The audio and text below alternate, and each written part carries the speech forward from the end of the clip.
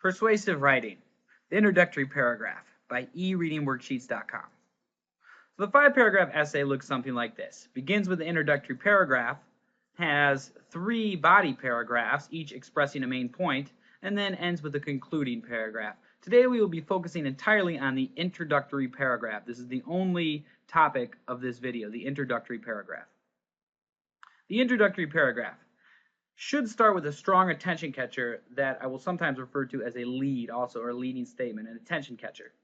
After that, it should clearly state your position in what we call a thesis statement, and then it should preview your 3 points or arguments.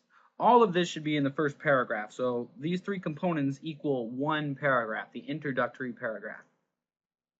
So the attention catcher or lead is the first sentence of your essay, and they're really important because it's your first chance to make an impression on the reader. So it's best to be thoughtful about your attention catcher. If you spend more time on this sentence than any other sentence in the essay, it would probably be time well spent. Here are some techniques that you can use to attempt to catch the reader's attention in a more sophisticated way. You can use a question or a series of questions. You can tell a short story related to your point, what we call an anecdote. You can create a frightening or beautiful scenario. And these are just some suggestions and some guidelines that you could use to begin trying to catch the reader's attention. But don't limit yourself just to these, and feel free to be creative. Now, a good attention catcher or lead will immediately begin persuading the reader. So it should not be an open-ended question, but one that's actually focused and has some element of persuasion to it. And I'll show you what I mean more so as we progress through this presentation. So one of the ways we can begin is by asking a question. There are some benefits to this in that it's easy to do. You can use it on any essay, whether it's timed or not. Also, questions force the reader to think. So people are conditioned when they hear questions to stop and consider them because often responses are expected. However, warning, you don't want to just restate the prompt. So just don't say, "Do you think we should wear uniforms? Do I think we should eat candy in the classroom?" Those are not good ways to use the question. Remember, the question should be angled, should be pushing readers to one side of the argument. So let me show you some examples of that. Here's a good example and a bad example of using a question to begin the 5-paragraph persuasive essay. What do I think about school uniforms? They are bad. This is no good because there's no position on it.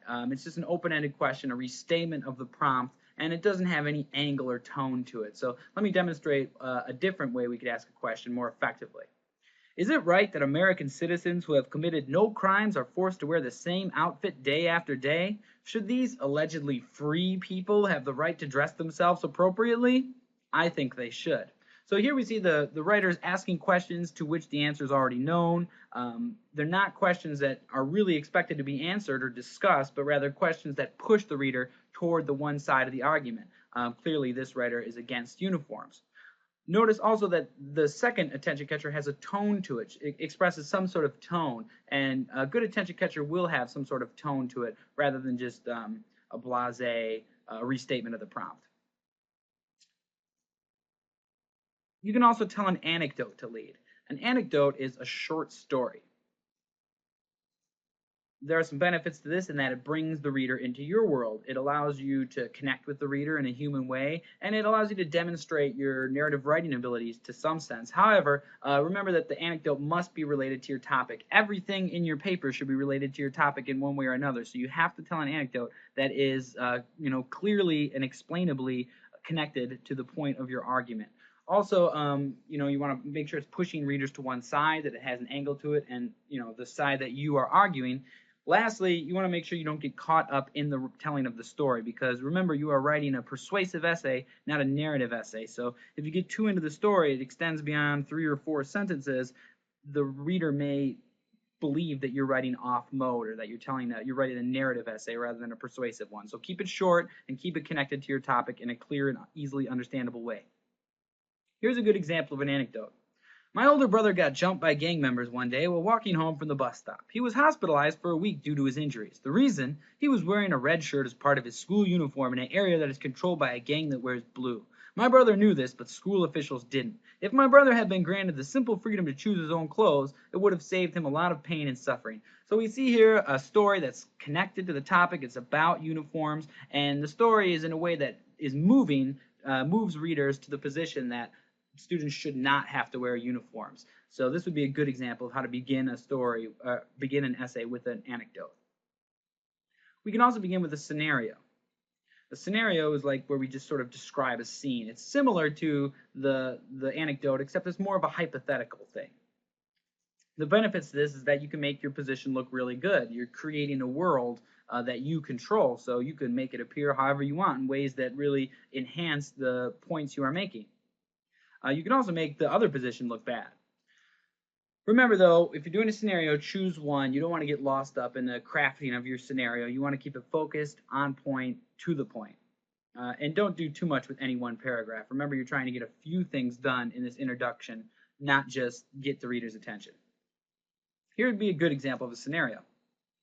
Imagine a world where everyone wore only gray. There were no colors on anyone's body, and people would be severely punished if they didn't comply. Is this a world that we want to work to create? Imagine a world where students could express themselves freely, and no, these are two separate ones. If they wanted to wear a harmless pin or hat expressing a political statement, they would be allowed to exercise their constitutional rights. Does this sound like a dream to you? Okay, so in each of these, I'm creating scenarios that are supposed to frame up my arguments, that sort of are worlds in which my arguments will be enhanced, where they complement the arguments that I'm going to be using in my essay. Additionally, notice that I'm ending my scenarios in questions, which are very similar to the first technique that I showed you, which brings me to my next point, that none of these techniques are really isolated only to themselves. Feel free as you begin writing and progressing in your writing style to combine them into different ways and to really extend the bounds of your thinking when it comes to catching the reader's attention. So, the introductory paragraph review. It's going to start with a strong attention catcher, which we covered. It's going to clearly state your position in what we call a thesis, and then it's going to preview your 3 points or arguments. Also, you could try to make a transitioning statement. And all of this should be in your first paragraph. So let's move on to the thesis. Stating your position, what we call the thesis. So after your attention catcher, you're going to clearly state your position in one sentence. For example, students should have to wear uniforms, or students should not have to wear uniforms. Often students think that the reader automatically understands what they're getting at based on their attention catcher or what have you, but it's really not the reader's job to infer what your thesis is. You want to make it very crystal and explicitly clear to them exactly what you're arguing. So it doesn't take much time after your attention catcher to just clearly state your position in one sentence, which we will call your thesis.